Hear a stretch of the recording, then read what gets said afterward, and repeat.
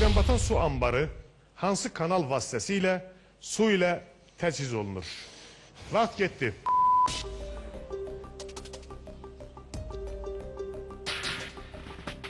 Ceyranbatan su anbarı hansı kanal vasitəsilə su ilə təchiz olunur? Eğer şüpheniz, tərəddüdünüz varsa, köməklərimiz var.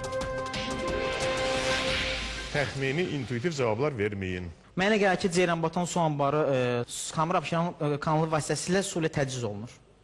Bu artıq yəni qətiləşdir. Cavab verirsiniz, yoxsa sizə elə gəlir?